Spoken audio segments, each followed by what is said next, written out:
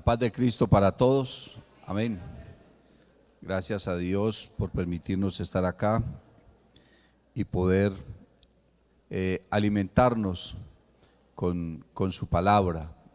Gloria al nombre del Señor. Saludo para todas las personas que están también allí a través de YouTube, a través de las redes sociales. Gracias a Dios por el hecho de poder disponernos y comer la palabra de Dios. Si usted ahí a través de su pantalla se dispone, Dios también le puede tocar. Pero creo que es glorioso y maravilloso el poder estar acá en el templo, amén, y recibir la bendición, estar en comunión con todos los hermanos. Pero algunas personas están a la distancia, amén. Nos siguen también de otros países, hay personas en otros lugares que nos siguen, que escuchan esta transmisión, este culto, y es una gran bendición. Aleluya. Evangelio según San Juan, capítulo número 14.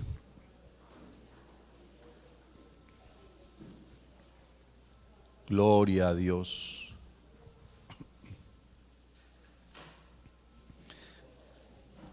Evangelio según San Juan, capítulo número 14. Gloria a Dios. Voy a leer el verso número 10. Amén. San Juan, capítulo 14, verso número 10. Inicia con una pregunta. Amén. Señor Jesús le hace una pregunta a sus discípulos. ¿No crees que yo soy en el Padre y el Padre en mí? Las palabras que yo os hablo, no las hablo por mi propia cuenta, sino que el Padre que mora en mí, Él hace las obras. Creedme que yo soy en el Padre y el Padre en mí. De otra manera, creedme por las mismas obras. Gloria al Señor. Los oficios de Cristo. Padre Celestial, te adoramos, te glorificamos. Bendecimos tu nombre, Señor Jesús. Ayúdanos, Padre del cielo, para que tu palabra en esta hora sea de gran bendición a nuestra vida, de gran edificación. Podamos crecer, Señor Jesús, en el conocimiento de ella. Habla nuestra vida, Señor Jesucristo. Habla a mi ser, a mi mente, usa mis labios. Dame palabra, Señor, de gracia, de unción, de sabiduría, de inspiración y revelación para esta iglesia, Señor Jesús, que cada día necesitamos más y más de ti, Señor. Aleluya. Gloria a Dios. Una alabanza al Señor Jesús. Por favor, hermanos, siéntense. Gloria al nombre de Jesús.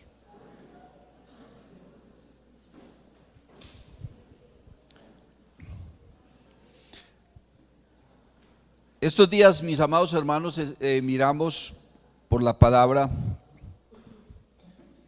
algunas doctrinas de Cristo que tuvieron su cumplimiento en la cruz del Calvario.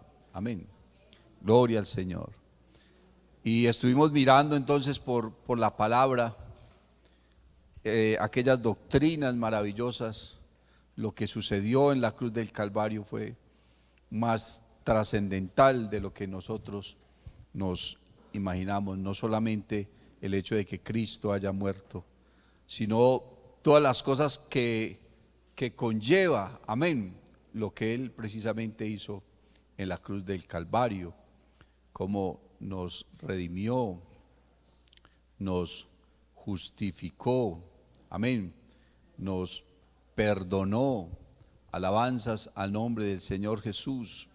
Aquellas cosas maravillosas que pudieron hacer que su obra fuera completa y fuera perfecta, y por eso el Señor Jesús, una de sus últimas palabras en la cruz del Calvario fue: consumado es, que la obra fue perfecta. Gloria al nombre del Señor. Pensando entonces en ello, consideramos que el ministerio de nuestro Señor Jesucristo fue un ministerio integral, un ministerio perfecto, un ministerio completo, un ministerio que cumplía y cubría todas las áreas, amén, para poder que ese ministerio fuera perfecto. Gloria al nombre del Señor Jesús.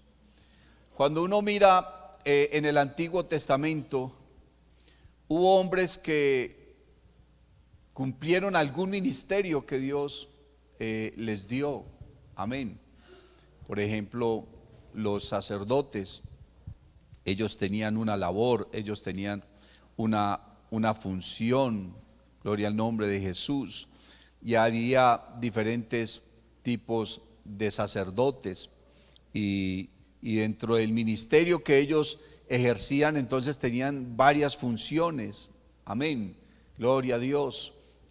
Interpretar la palabra, llevarle la palabra al pueblo, ofrecer sacrificios, entrar al lugar santo, entrar al lugar santísimo, amén, para que Dios entonces aplacara su ira y no los destruyera, para que Dios enviara bendición sobre el pueblo, prosperidad, gloria al nombre de Jesús. Ministerios, por ejemplo, como el de los profetas, que los profetas tenían que señalar el pecado, amén, descubrirle el pecado al pueblo y llamar al pueblo a un arrepentimiento verdadero para que enderezaran sus pasos, su camino, amén. No sabemos si el hecho de ser reyes, algunos hombres, también era parte de un ministerio, porque aun cuando el reinado en Israel era una monarquía, los hombres eran reyes porque su padre les heredó el reinado, la corona, ¿cierto?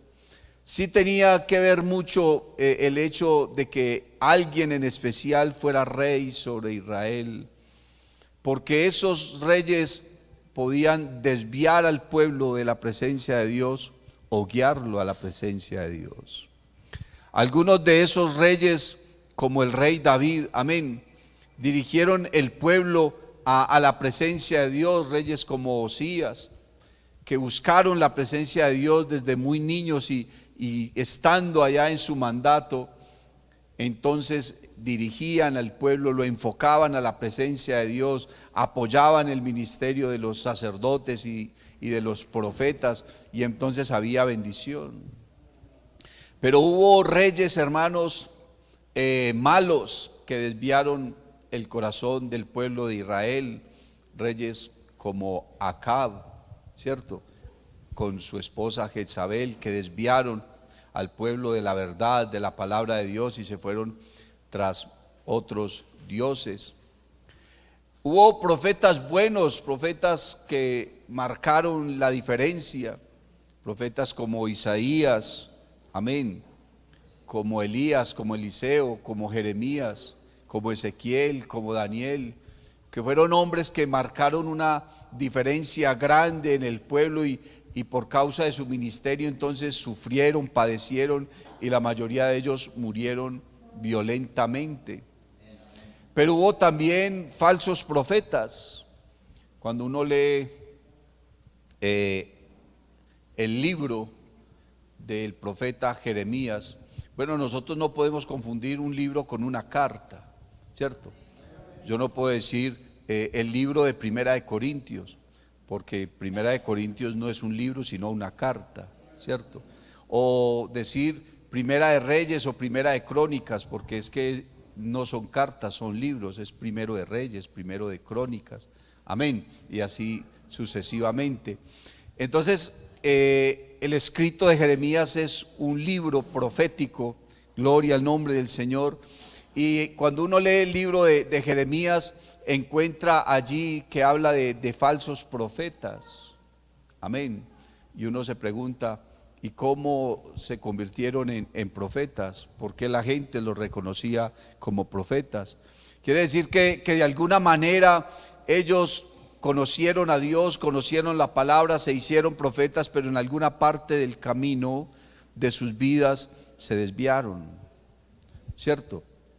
Se desviaron, se apartaron de lo que Dios les estaba diciendo y dejaron de predicar lo que Dios decía y se pusieron a predicar lo que el pueblo quería oír. Y creo que ahí hay un gran abismo. Una cosa es uno pararse aquí a decir lo que Dios lo puso a decir, y otra cosa es decir lo que el pueblo quiere oír. Y cuando uno predica lo que el pueblo quiere oír, entonces deja de ser veraz, deja de ser verdadero. Amén. Así suene fuerte, así cueste lo que cueste, creo que un hombre para mantenerse recto delante de Dios debe predicar lo que Dios quiere que se diga. Bendito el nombre del Señor. En ese orden de ideas de los diferentes ministerios que había en el Antiguo Testamento y los propósitos que Dios tenía para con cada uno de ellos, entonces vino Cristo manifestado en carne, hecho hombre, amén. No solamente para morir en una cruz, sino para oficiar, gloria al nombre del Señor y que valga la redundancia, varios y diferentes tipos de oficios. Y según el oficio que Cristo estuviese cumpliendo, entonces tenía diferentes formas de hablar. Amén. Cristo entonces tuvo varios oficios, uno de ellos fue el ser profeta. Jesús se hizo profeta. Amén. Jesús también ocupó el oficio de ser sacerdote. Amén. Y según su oficio como sacerdote, entonces tenía una determinada actitud, un determinado comportamiento y hablaba de X o Y manera en el momento en que estaba oficiando como sacerdote. Jesús ocupó el oficio de rey. Amén. El Señor Jesucristo se hizo rey. Amén. Y como rey, entonces recibía la adoración y recibía la alabanza. Y como rey también hablaba de determinada forma y se comportaba de diferente forma. Y Cristo también fue cordero. O sea, Él no solamente fue el sacerdote que ofrecía el sacrificio, sino que Él fue el cordero, amén, ofrecido en sacrificio. Y entonces como cordero también tenía unas funciones, una forma de hablar y unas actitudes. Muchas personas entonces se dejan confundir en cuanto a la esencia de quién es Cristo, porque se ponen a mirar la forma que Él tenía de hablar, amén, la forma como Él se expresaba, lo que Él hacía, como siempre hablaba del Padre, cómo se presentaba a sí mismo como el Hijo del Hombre. Y resulta que Cristo habla de determinada forma de acuerdo a la función y al oficio que estuviera desempeñando en ese momento. La Biblia nos habla y nos muestra al Señor Jesús como profeta. Amén. Y definitivamente los profetas eran hombres escogidos por Dios, capacitados por Él y enviados. Amén. Enviados al pueblo para que ellos predicaran, para que ellos le hicieran caer en cuenta al pueblo de su pecado y para que corrigieran su camino. Amén. Las palabras que leímos al inicio de esta enseñanza vienen dentro del contexto de que, o del hecho de que Jesús le estuviera diciendo a sus discípulos a dónde iba Él. Amén. Que había un camino para llegar a ese lugar, y también les habla de que ese camino los llevaría al Padre. Los discípulos entran como en una especie de confusión porque ellos tenían un concepto del Señor, pero parece que ese concepto no era muy claro. Tiempo atrás el Señor Jesús se había sentado con sus discípulos y les había hecho una pregunta, les había dicho: ¿quién dice la gente que soy yo? Amén. Cada uno de ellos comenzó a expresar lo que escuchaban entre la gente. Seguramente ellos habían escuchado muchas opiniones, muchos conceptos, pero no se atrevían a decirle nada al Señor. Ellos tenían un respeto reverente por el Señor Jesús y no iban a llegar así de frente a decirle: ay, no, Señor, que la gente está diciendo que usted esto, que usted lo uno. Pero el Señor, que conoce el corazón de todos, entonces vio el pensamiento de ellos, conoció el pensamiento de ellos y comenzó a preguntarles: bueno, ¿quién dice la gente que soy yo? Cada uno de ellos comenzó a expresar lo que escuchaban. Seguramente dentro de esa expresión, de alguna manera se encontraba por allá, de una forma simulada, ¿cierto?, tímida, el concepto de cada uno de ellos también. Cuando ellos expresaron: no, la gente dice que tú eres uno de los profetas, que tú eres Elías, porque veían en él un perfil de alguien que había sido enviado, de alguien que era un profeta. Eso fue lo que le dijo Nicodemo al Señor. Le dijo: Rabí, sabemos que has venido de Dios como maestro. Le dijo: tú eres un profeta, porque nadie puede hacer estas señales que tú haces si Dios no está con él. Nicodemo reconoció a Jesús y vio en él un profeta. Los discípulos y las personas que les hablaban decían: tú eres alguno de los profetas. ¿Y por qué decían que era alguno de los profetas? Por la manera que tenía de hablar, por lo que decía, por lo que expresaba. Amén, gloria al nombre del Señor Jesús. Y entonces luego les pregunta a ellos y les dice: ¿y ustedes quién dicen que soy yo? Ellos se quedaron en silencio, pensando: ¿pero qué le decimos? ¿Que es un profeta? ¿O qué le decimos? ¿O que es un rey? ¿O que es un sacerdote? ¿Qué podemos decirle?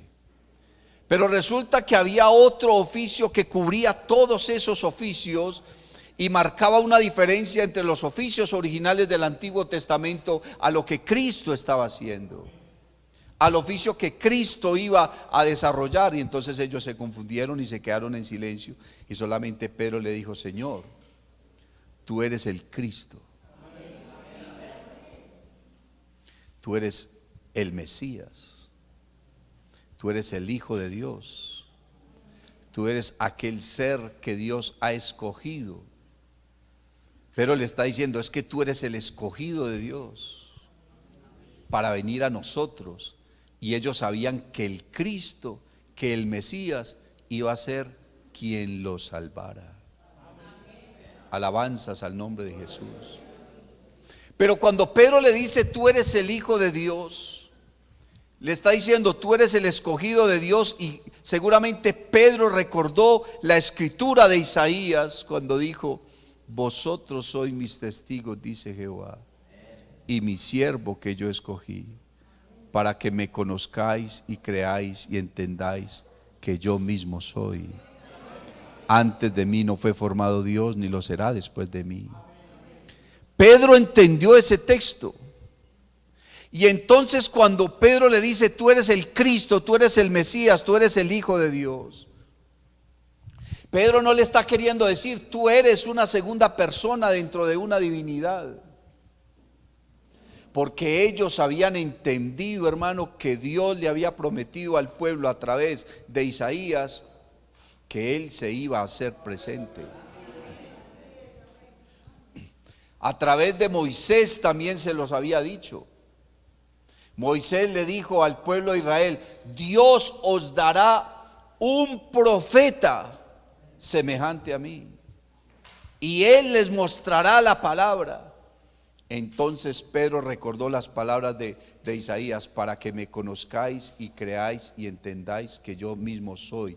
Cuando Pedro le dijo al Señor, tú eres el Cristo, tú eres el Mesías, tú eres el Hijo de Dios, lo que Pedro le estaba diciendo, Señor, tú eres Dios. Porque Dios escogió un siervo, según dice Isaías, pero el siervo que Dios escogió fue a sí mismo. Dios se escogió a sí mismo. Eso le dijo Pablo a los filipenses. Haya pues en vosotros el mismo sentir que hubo también en Cristo Jesús, el cual siendo en forma de Dios, no escatimó el ser igual a Dios como cosa que aferrarse, sino que se despojó a sí mismo. Amén. Se humilló a sí mismo, se hizo obediente a sí mismo. Alabanzas al nombre de Jesús. Pastor, entonces el Señor, si es Dios, ¿por qué oraba? Oraba a sí mismo. ¿A quién le obedeció? Dice la Biblia, obedeció a sí mismo. Se sujetó a sí mismo, se humilló a sí mismo. Alabanzas al nombre de Jesús. ¿Quién tiene alabanza para Él? Entonces el Señor Jesús le está hablando acá en el capítulo 14 a los discípulos y les está diciendo, y sabéis a dónde voy, sabéis cuál es el camino. Y ellos le dicen, Señor, ¿cuál es el camino? Y Él les dijo, yo soy el camino, yo soy la verdad, yo soy la vida. ¿Y quién es el autor de la vida? ¿Quién inventó la vida? ¿Quién le dio existencia a la vida? ¿Quién creó todos los seres vivos? ¿No fue Dios? Y Cristo está diciendo, yo soy la vida. Si me conocieseis, también a mi Padre conoceríais, y desde ahora le conocéis y le habéis visto. Felipe le dijo, Señor, muéstranos al Padre y nos basta. Mire la confusión en la que estaban. De alguna manera Felipe y algunos de los discípulos pensaron y entendieron que Jesús les estaba hablando de otro ser superior a Él, de otro ser mayor que Él, más importante que Él, o más anciano que Él, o más eterno que Él, o con más poder que Él. Eso pensaron ellos. Y entonces Felipe le dice, Señor, vea, aclárenos una cosa y quedamos contentos. Muéstranos al Padre. Ni siquiera le dicen al Señor, Señor, dinos quién es el Padre, cuál es su nombre, dónde lo podemos. No, lo que le está diciendo es simplemente muéstranos, déjanoslo ver. Pero ellos sabían que a Dios no lo puede ver nadie, porque a Dios no lo puede ver nadie. Nadie lo ha visto jamás. Ni siquiera los ángeles del cielo pueden ver a Dios. La Biblia dice que cuando los ángeles se acercan a Dios, con sus alas cubren sus rostros, con otras dos vuelan y con otras cubren sus pies, porque no lo pueden ver. Alabanzas al nombre del Señor, porque es tan resplandeciente, es tan glorioso, que cualquiera que mire a Dios, amén, se desintegra inmediatamente. Entonces dice la palabra, tanto tiempo hace que estoy con vosotros y no me has conocido, Felipe. El que me ha visto a mí, dice el Señor, ha visto al Padre. ¿Cómo pues dices tú, muéstranos al Padre? El apóstol Pablo dice que Cristo es la imagen del Dios invisible, que Dios no se puede ver, pero la única manera de verlo es en Cristo. Y el Señor Jesús les está diciendo: el que me ha visto a mí, ha visto al Padre. Sabe, hermano, Jesús en esas palabras les está hablando a los discípulos como rey, porque Él tiene la autoridad de ser el rey de Israel. Les está hablando como Dios. Pero luego en el verso número 10 parece que el Señor cambia su actitud y ya comienza a hablar desde otro enfoque, y comienza a hablar desde el enfoque del hecho de ser profeta, y les dice: ¿no crees que yo soy en el Padre y el Padre en mí? Y entonces habla como un enviado: las palabras que yo os hablo, no las hablo por mi propia cuenta, sino que el Padre que mora en mí, Él hace las obras. Ese es el lenguaje de un profeta. ¿Y por qué tiene que presentarse como profeta? Porque nadie puede, según el Señor, nadie puede dar testimonio de sí mismo y ser exaltado. Es otro el que tiene que dar testimonio, amén, de uno para poder recibir gloria o exaltación. Uno no puede dar testimonio de sí mismo, y el Señor toma esa posición como profeta. Alabanzas al nombre de Jesús. Pero el ministerio de profecía del Señor tiene otro enfoque, porque el ministerio de profecía del Señor está, hermano, es trazado, y que valga la redundancia, enfocado hacia el pueblo de Israel. El Señor le dijo a la mujer cananea: yo he sido enviado solamente a la casa de las ovejas perdidas de Israel. No es lícito darle el pan de los hijos a los perrillos. Como quien dice: esta palabra que yo estoy trayendo no es para ti, es solo para Israel. Y yo me puse a pensar: ¿y por qué el Señor le está diciendo a esa mujer que esa palabra no es para ella? Ella era gentil, ella era extranjera, ella era forastera, ella no era judía. Pero el ministerio de profecía del Señor estaba enfocado hacia Israel.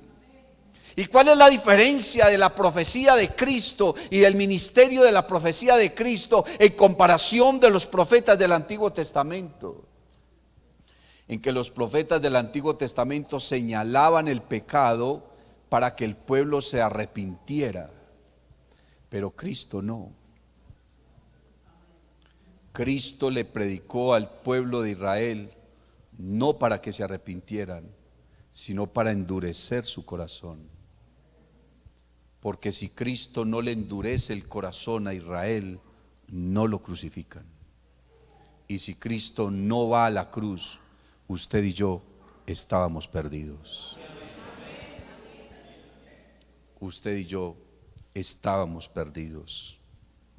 El mensaje profético de Cristo apuntaba al endurecimiento de Israel. Jesús le predicaba por parábolas al pueblo, y los discípulos le decían: Señor, ¿por qué le hablas por parábolas al pueblo? Y algunas de esas parábolas la gente no las comprendía, no las entendía. Y el Señor les dijo: ¿por qué les predico por parábolas? Para que viendo no vean, para que oyendo no entiendan, ni sean perdonados sus pecados, ni sean sanas sus enfermedades. Bendito el nombre del Señor Jesús. Uno se pregunta: ¿por qué el pueblo de Israel no conoció a Cristo? No lo comprendieron, no lo entendieron. ¿Por qué hoy Israel no entiende que Cristo es Dios? Y no es porque sean ignorantes, ellos tienen la ley, ellos tienen la palabra, tenían todas las profecías, tenían todo dispuesto para que comprendieran. Pero hermano, Dios hizo con Israel lo que hizo con Faraón. ¿Qué hizo Dios con Faraón en Egipto? Endureció su corazón para que no dejara ir al pueblo. Pastor, pero es que yo no entiendo, ¿cómo así que Dios le endureció el corazón a Faraón para que no dejara ir al pueblo? Luego lo que necesitaba no era que el pueblo saliera. Sí, pero que no salieran tan fácil, que no les quedara tan sencilla la tarea. Porque si Faraón desde el principio le dice a Moisés, uy no, sí, va, llévese su pueblo, y salen y se van, los hebreos no le hubieran dado la gloria a Dios. De aquí salimos muy fácil. Dios no tuvo nada que ver, eso fue por nuestras propias fuerzas. Fue Moisés el que nos guió, y si así querían idolatrar a Moisés, como hubiera sido donde él hubiera sido el autor de todo. Entonces, ¿qué hizo Dios? Dios quiso glorificarse, hermano, y aplastar los dioses de los egipcios, y él estar exaltado para poder sacar al pueblo de Israel, y como dice la Biblia, con mano fuerte y brazo extendido, para que la gloria sea de él y no del pueblo y no de los hombres, para que la gloria de la excelencia sea de él y no de nosotros. Alabanzas al nombre de Jesús. Dios le endureció el corazón a Faraón para que la gloria fuera suya y no de Faraón. Para que el pueblo no dijera, salimos porque Faraón tuvo misericordia de nosotros. ¿Cuál misericordia de Faraón? Faraón es un impío que ha sido condenado. Y acá el único que merece la honra y la gloria es nuestro Señor Jesús. Jesús tuvo su ministerio profético. Jesús endureció el corazón del pueblo de Israel. Alabanzas al nombre del Señor.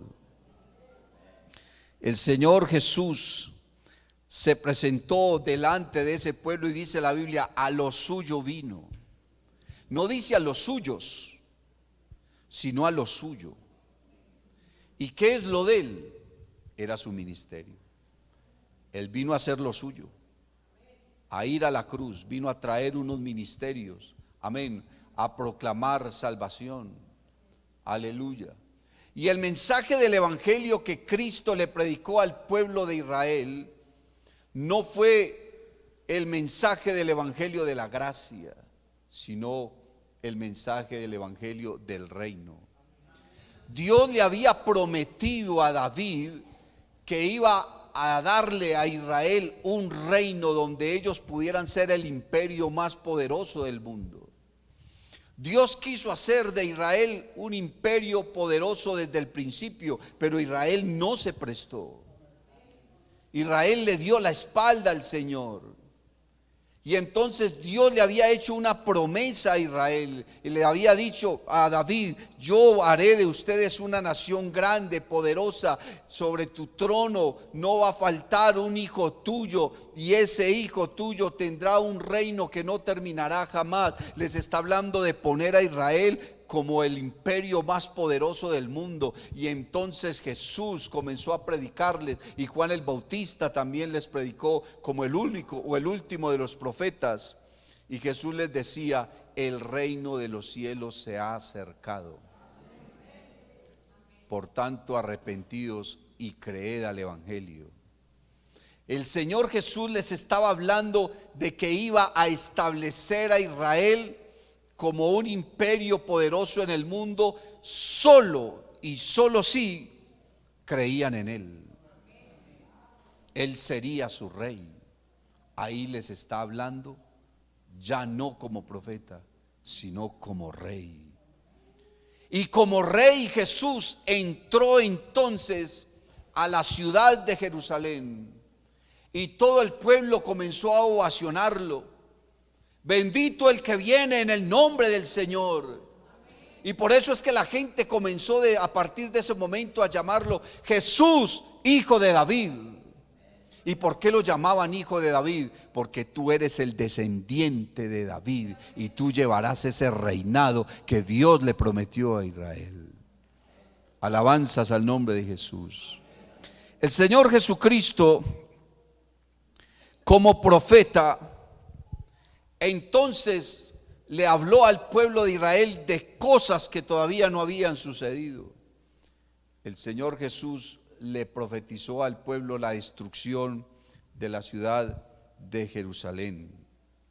Jesús les profetizó su propia muerte, su resurrección, su ascensión, la venida del Espíritu Santo, el carácter de la nueva era de la iglesia, el arrebatamiento de la iglesia, su segunda venida precedida por la gran tribulación. Jesús le habló al pueblo de Israel de las señales antes del fin, les habló de la destrucción de Jerusalén, les habló de la gran tribulación, de la abominación desoladora, les habló del anticristo, el juicio de las naciones.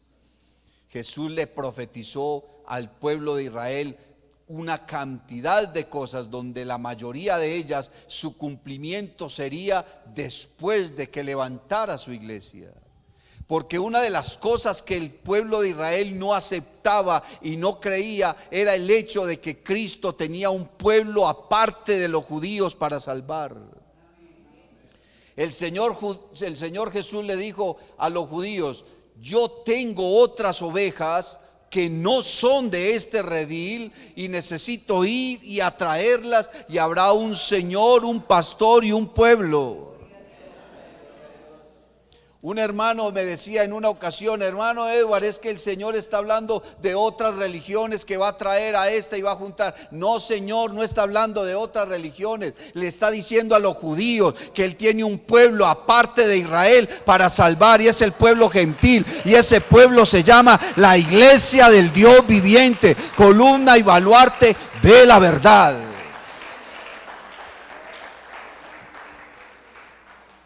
El pueblo que el Señor le dice a los judíos que tenía que traer otras ovejas que no son de este redil, se está refiriendo a la iglesia y se los está profetizando.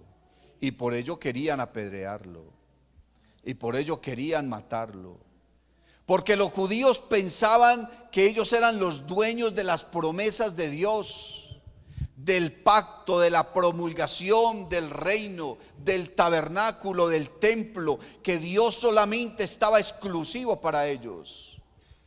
Entonces por eso el Señor Jesús les dijo, o le dijo a Nicodemo: a lo suyo vino, pero los suyos no le recibieron. ¿Por qué no le recibieron? Porque para recibir al Señor se necesita algo. A los suyos vino y los suyos no le recibieron, mas a todos los que le recibieron, a los que creen en su nombre. Para ser suyos, para formar parte del pueblo de Dios, entonces hay que creer en su nombre.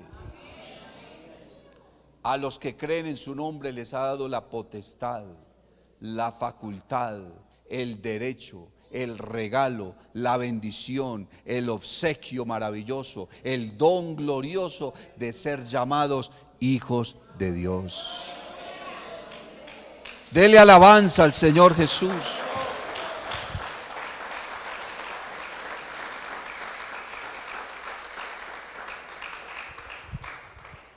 De ser llamados hijos de Dios. La única manera que alguien es hijo de Dios es cuando el nombre de Jesucristo es invocado sobre él. De resto no es hijo de Dios.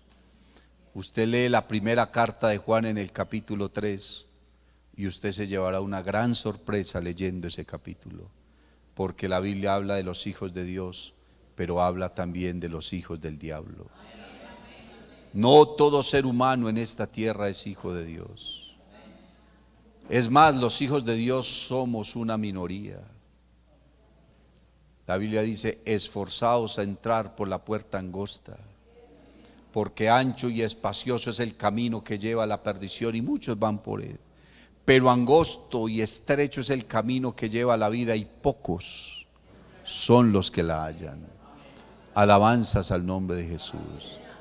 Jesús entonces desarrolla su ministerio de profecía delante del pueblo de Israel, les predica el mensaje del reino Y por eso es que Jesús siempre habla de esa manera, diciendo que Él es un enviado. ¿Por qué? Porque está cumpliendo su ministerio de profecía. Ahora, los oficios que Cristo cumple o los ministerios que Cristo cumple, no los cumplió uno detrás del otro en forma cronológica. Por decir, el primer año fue profeta, el segundo año fue sacerdote. No, el Señor no cumplió su ministerio así. Él tenía momentos en especial donde simplemente se presentaba como profeta. Al otro día, o como estaba hablando con los discípulos, al rato primero pasó de ser rey y al rato ya les está hablando como profeta. O sea, es difícil identificar, hay que meterse mucho en la palabra para poder identificar en qué momento Cristo está hablando como profeta o está hablando como rey o como sacerdote o como cordero. No hay un orden cronológico para ello. Cristo entonces se presenta como sacerdote. Resulta que para ser sacerdote en Israel, uno de los requisitos fundamentales era pertenecer a una tribu en especial, o sea, a la tribu de Leví, descendientes de Aarón. Cualquier persona no podía ser sacerdote en Israel. Un descendiente de Dan no podía serlo. Un descendiente de Judá no podía serlo. Ninguno de ellos, solamente los descendientes de Leví podían ser sacerdotes. Tenían que tener una edad en especial, 30 años, para poder desempeñar el oficio de sumo sacerdote. Tenían que tener una capacitación, tenía que ser el hijo mayor, amén, de una familia, no podía ser ni el segundo ni el tercero. O sea que si yo fui el segundo hijo de mi padre, así yo sea de la descendencia de los levitas, ya perdí, porque mi hermano nació primero que yo y él fue sacerdote y yo no. Porque el privilegio más grande que había en Israel era ser sacerdote. Resulta que los sacerdotes eran entonces de la familia de los levitas a causa de la dureza del corazón de Israel, porque Dios llamó a Israel, Dios llamó a Abraham y le dijo que haría de él una nación grande y que esa nación sería de bendición en el mundo y que a través de esa familia, de esa descendencia de Abraham, entonces habría bendición para todo el mundo. Y en ti serán benditas todas las familias de la tierra. O sea, en ti, en tu descendencia, en tu familia, yo he de enviar bendición al mundo entero. Ese era el deseo de Dios. Pero el pueblo de Israel endureció su corazón. Apartaron el oído de Dios. Y entonces Dios quería que la descendencia de Abraham fueran sacerdotes para el mundo. Toda la descendencia de Abraham, todo el pueblo de Israel fueran una nación de sacerdotes para el mundo. Pero como el pueblo de Israel no aceptó, endurecieron su corazón, entonces Dios de en medio del pueblo le dio esa bendición solamente a una familia, a la familia de los levitas. Amén. Y eran los únicos que podían ser sacerdotes. Pero los sacerdotes, según el orden de los levitas, tenían que entrar al lugar santísimo cada año y ofrecer sacrificios por los pecados del pueblo y ofrecer sacrificios por sí mismos, porque ellos también eran pecadores. Entonces el sacerdote entraba, se lavaba en la fuente de bronce, ofrecía un sacrificio en el altar, tomaba la sangre, iba al lugar santo, entraba al lugar santísimo y primero ofrecía sacrificio por sus propios pecados y luego por los pecados del pueblo. Y ese sacrificio lo único que hacía era aplacar la ira de Dios o aplazar la ira de Dios para después. Eso era lo que hacía. Porque dice la carta a los hebreos, todo sacerdote sigue ministrando día tras día los mismos sacrificios que no pueden quitar el pecado de los hombres. Solamente los cubrían. Solamente aplacaban la ira de Dios a través del holocausto. Entonces se necesitaba un sacerdote diferente. La Biblia dice En el Salmo 110, voy a leerlo textualmente, porque es una profecía en este Salmo maravilloso. El verso 4 del Salmo 110 dice: juró Jehová y no se arrepentirá. Tú eres sacerdote para siempre, según el orden de Melquisedec. Y mire, hermano, muchos años antes de que viniera la ley,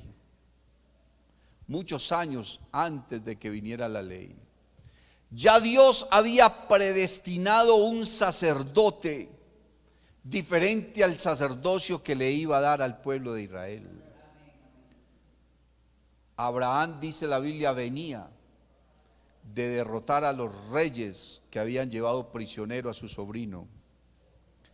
Le había quitado todos sus tesoros a ellos, los había derrotado, y ahora venía nuevamente a su casa y se le apareció un hombre.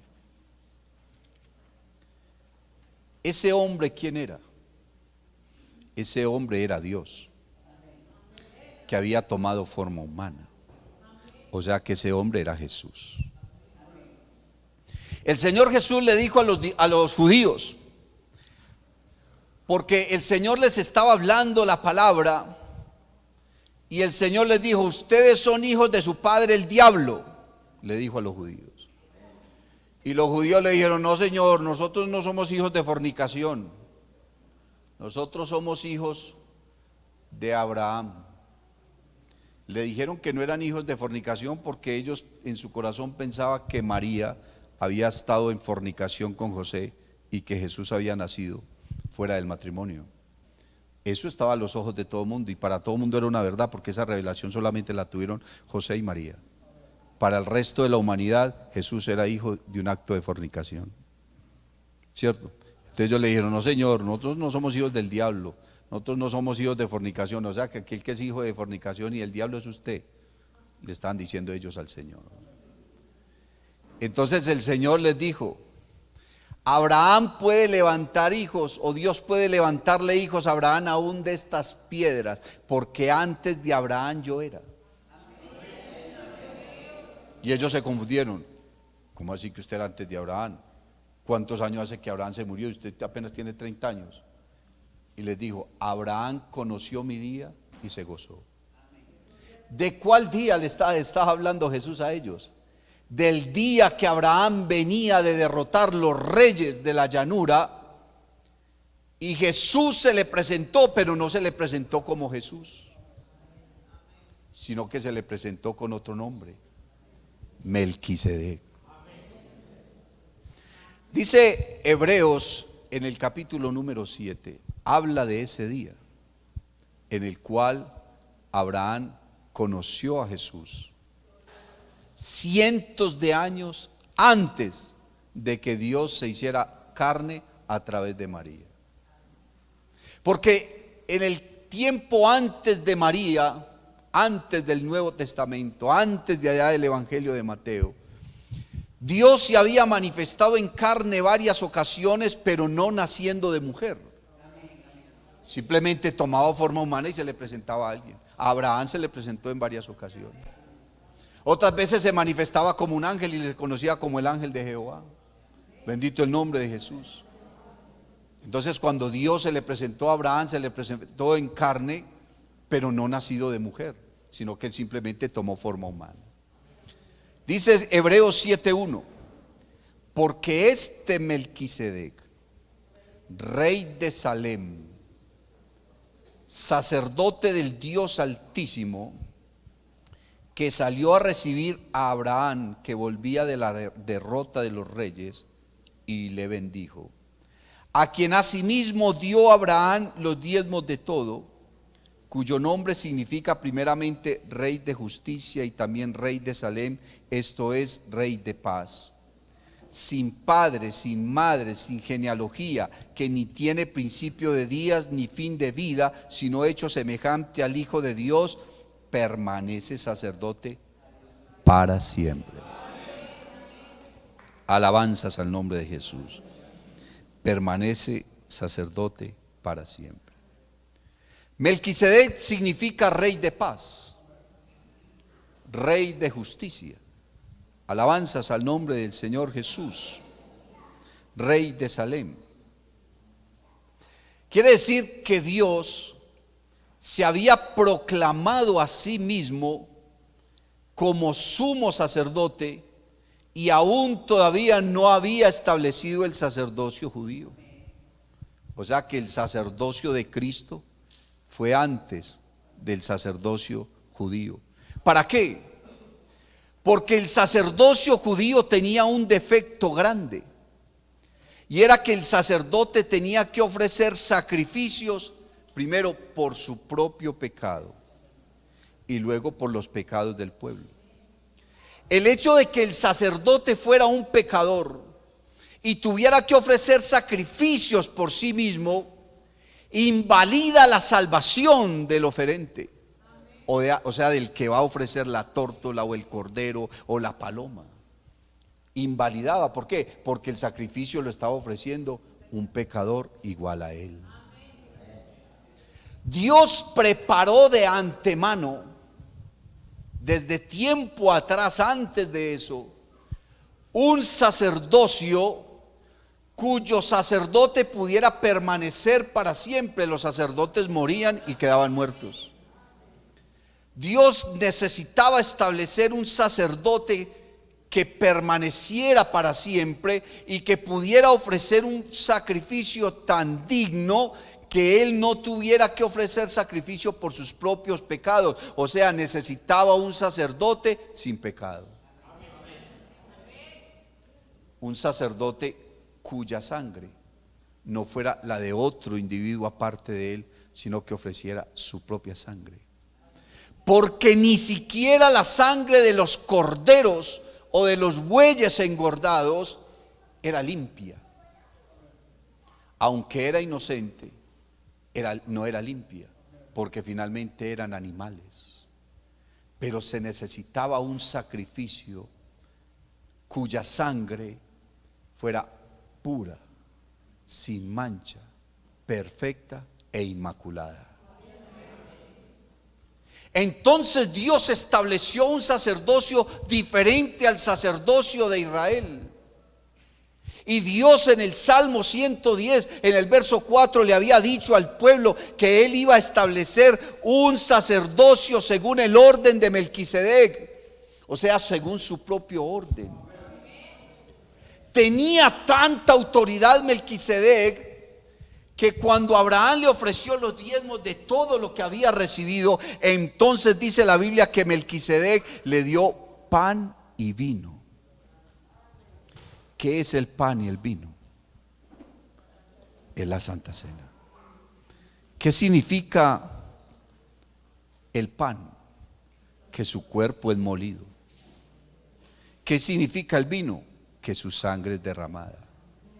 Quiere decir que Cristo le ofreció a Abraham la salvación antes de él inclusive haber muerto. El primero que participó de la Santa Cena fue Abraham, no fueron los discípulos. No fue el pueblo de Israel con la Pascua allá cuando salieron de Egipto. El primero que participó de la Santa Cena fue Abraham. ¿Y por qué Abraham fue partícipe de la Santa Cena? Porque le creyó a Dios y le fue tomado por justicia. Alabanzas al nombre de Jesús. Porque le creyó a Dios y le fue tomado por justicia.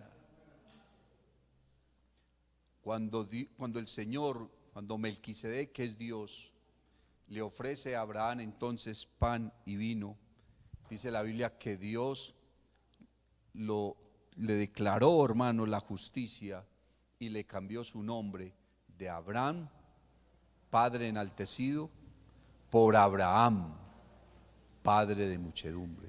¿Por qué? Porque ya había sido justificado del pecado. ¿Qué tiene que ver eso con el ministerio de Cristo? Que Cristo se presentó como sumo sacerdote, pero el pueblo no lo aceptó.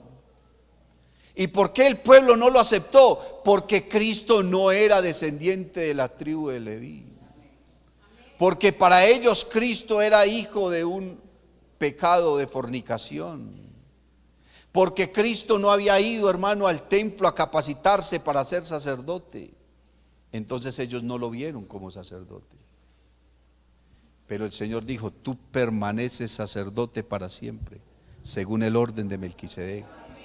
O sea, según el orden de Dios, no según el orden de los levitas, ni la descendencia de los levitas.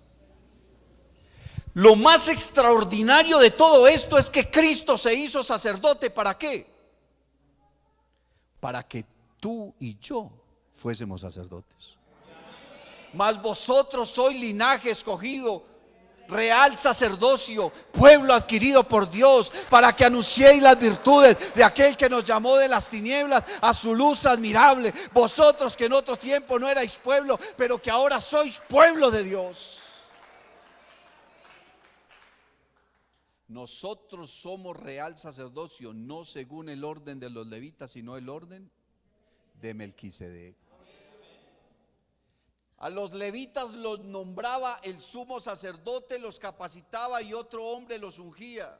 A nosotros no, a nosotros nos llamó Dios, Dios nos capacita, Dios nos unge, Dios nos envía, Dios nos llama, Dios nos da el poder, la autoridad, la unción.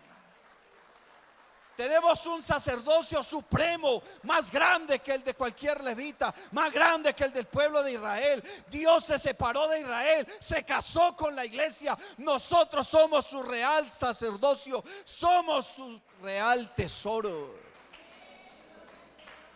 Dios al cielo va a llevar primero la iglesia.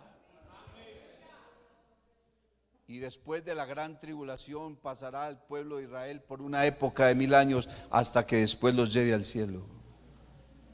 Pero nosotros iremos primero al cielo, porque tenemos un sacerdocio más grande que el sacerdocio judío. Alabanzas al nombre de Jesús. Y ahora Cristo oficia como cordero. Usted sabía, hermano, que los corderos, cuando iban a ser sacrificados, ellos sabían que los iban a sacrificar. Por eso dice en el libro de Isaías: angustiado él y afligido, no abrió su boca. Como cordero fue llevado al matadero, y como oveja delante de sus trasquiladores enmudeció y no abrió su boca. Se dice que los corderos, cuando van a ser sacrificados, tiemblan. Apenas los están escogiendo y ya están temblando. Y dicen que lloran. Y dicen que lloran. El que va a sacrificar un animalito, sabe ese animalito desde la mañana lo que le va a pasar. Él como que siente lo que va a pasar. Cristo sabía lo que venía para él. Y por eso es que allá en el monte de los olivos estaba angustiado, estaba aterrado, porque él sabía, Cristo sabe todo. Él sabía lo que iba a sentir, lo que iba a padecer, lo que iba a sufrir, lo que iban a hacer con él, la manera como lo iban a matar. Y por eso dice: angustiado él y afligido, no abrió su boca. Como cordero fue llevado al matadero, y como oveja delante de sus trasquiladores enmudeció y no abrió su boca. Pero Cristo en el monte de los olivos estaba orando y estaba hablando como cordero. Y como cordero exclamó y dijo: Padre, si es posible, pasa de mí esta copa. En su condición de fragilidad humana, como alguien que sabe que va a ir al matadero, y no que solamente lo van a matar, sino la manera como lo iban a matar, en su humanidad comenzó a exclamar y a decir: ¿no habrá otra forma? ¿No habrá otro medio para que podamos salvar a esta gente, o para que esta gente se pueda salvar, sin que yo padezca esto. Pero recuerde, está hablando como cordero, no está hablando como Dios, ni como rey, ni como profeta, ni como sacerdote. Ahora es el cordero. Porque ¿quién sufre más? ¿El sacerdote o el cordero? El sacerdote, hermano, toma el cordero y lo degolla, y el sacerdote no sintió nada. ¿Cierto que no? El que siente es el cordero. No hubo un momento de tanto terror, de tanto pavor para Cristo, como el hecho de estar allá en el monte de los olivos, hermano, y dice la Biblia que su sudor era como grandes gotas de sangre. Usted saber que va a morir así. Pero también pensó, hermano, en aquello que lo motivaba a hacerlo, porque Dios le dijo a Isaías: verá el fruto de la aflicción de su alma y quedará satisfecho. Cristo, por la fe, allá desde el monte de los olivos, te vio a ti, me vio a mí, vio esta iglesia postrada en su presencia. Se la mostró a Juan allá en el cielo, una multitud vestida de ropas blancas, adorando y exaltando su nombre. Y entonces dice la Biblia, se sujetó a sí mismo, porque dijo: no se haga mi voluntad sino la tuya. Y si esto tengo que padecer, lo haré con amor. Y levantó la cabeza, se secó las lágrimas, fue donde sus discípulos y les dijo: no habéis podido velar conmigo ni siquiera una hora. Levántense, porque ha llegado el momento. Y en ese instante llegó una turba, y entre ellos llegó uno de sus amigos, uno de sus discípulos, y le besó. Amigo, con un beso entregas a tu maestro. Y entonces la turba lo toma. ¿A quién buscáis?, les dijo Jesús. Buscamos a Jesús el Nazareno. Y Jesús toma la autoridad de rey y les dice: yo soy. Y todos se fueron de espaldas, al suelo se fueron todos. La única manera que Cristo, o el único momento en que Cristo realmente tumbó a alguien, fue ahí. Cristo no anda tumbando a nadie. Se volvieron a parar, se sacudieron, cogieron las espadas, los palos, las antorchas. ¿Qué pasó aquí? Buscamos a Jesús. Y volví y le respondió: yo soy. Y otra vez para el suelo. Todos de espaldas se fueron. Imagina el pánico que esa gente sintió. ¿Qué está pasando? Es que les estaba hablando la suprema autoridad. Les estaba hablando el Rey de la Gloria, el Dios del cielo, el creador de todas las cosas. Les habló en ese instante.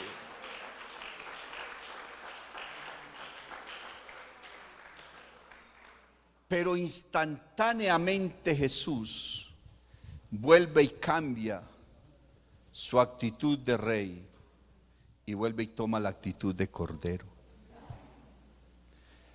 Jesús, como rey, no hubiera permitido que le hablaran mal, y mucho menos que lo escupieran o lo golpearan o lo insultaran. Dios no permite eso para él. Pero tuvo que tomar su actitud de cordero y de siervo. Por eso dice la Biblia que se humilló a sí mismo. Qué tan humillante fue para él tomar esa actitud, la actitud donde lo insultan, lo golpean, lo maltratan, lo torturan, lo abofetean, hermano, le arrancan literalmente el cabello, le arrancan literalmente la barba, le dan, hermano, con un palo en la cabeza, le clavan una corona. Él, en su actitud de rey, no hubiera permitido eso, porque el Señor le dijo al emperador: tú no tienes autoridad sobre mí, a no ser que te sea dada desde el cielo. Como quien dice: usted me va a hacer lo que me va a hacer porque yo se lo permito. Cristo tomó actitud de cordero. de siervo, y como cordero fue llevado al matadero, y como siervo permitió que lo maltrataran, que lo escupieran, que lo clavaran en una cruz. Como cordero permitió eso, pero luego de que murió, hermano, tomó nuevamente su actitud de Dios. ¿Y qué hizo? Yo tengo poder para poner mi vida y tengo poder para volverla a tomar. Tomó nuevamente su cuerpo, tomó nuevamente su vida, descendió a las partes más profundas de la tierra y ahora se levanta, y dice la Biblia, subiendo a lo alto, llevó cautiva la cautividad y le dio dones a los hombres, y ahora vive y reina por los siglos. Abrido puertas vuestras cabezas y entrará el Rey de Gloria. ¿Quién es este Rey de Gloria? Jehová de los ejércitos. Él es el Rey de la Gloria. Abrido puertas vuestras eternas y entrará el Rey de Gloria. Aleluya. Ya no es un cordero, ya no es un sacerdote, ya no es un profeta. Ahora es nuestro Rey, ahora es nuestro Padre, ahora es nuestro Señor. Y un día vendrá y nos llamará a su presencia. Un día nos va a levantar, aleluya. Un día nos va a levantar con el poder de su gloria, con el poder de su majestad, con el poder de su señorío. Nos va a levantar, aleluya. Alabanzas a su nombre. Y cuando estemos en su presencia, nos va a revelar un nombre que ya no significa Salvador, sino que significa Rey de Reyes y Señor de señores. Y a nosotros nos va a dar un nombre escrito en una piedrita blanca, y ese nombre no lo conocerá sino aquel que la posee. Yo quiero esa piedrita, yo quiero recibir esa piedrecita blanca y ver mi nuevo nombre ahí. Yo me he preguntado, y cuando esté en el cielo, Dios, ¿cómo me va a llamar? Mi nombre de impío ya no va a ser recordado. Edward es mi nombre de impío, pero cuando esté en el cielo ya tendré un nombre que no significará impío, que significará hijo de Dios, Rey, sacerdote. Alabanzas al nombre del Señor. Póngase en pie, hermano. Póngase en pie. Aleluya. Preséntese delante de Dios y dile: Señor Jesús, yo te amo. Yo te amo, Señor. Yo te amo, Señor. Aleluya.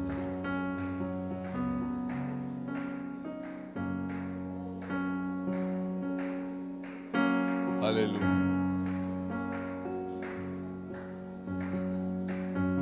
Aleluya. Aleluya, aleluya. Alabanzas a Él. Te adoramos, te glorificamos, Jesús. Levante sus manos, hermano. Adore al Señor. Alábale en espíritu y en verdad, hermano. Déjalo que se mueva en tu corazón, déjalo que se mueva en tu vida. Déjalo que se mueva dentro de tu ser. Bendito mi Señor, bendito mi Rey, Él está aquí. Su presencia lo llena todo. Te adoramos, Jesús.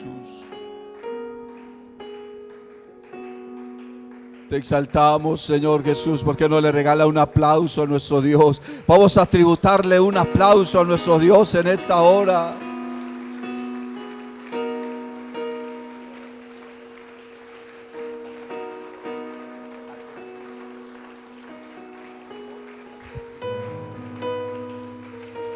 Aleluya, aleluya, aleluya.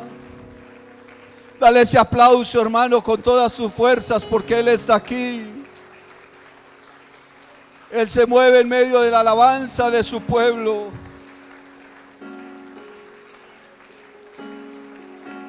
Alabanzas a Él, alabanzas a Él. Alabanzas a Él.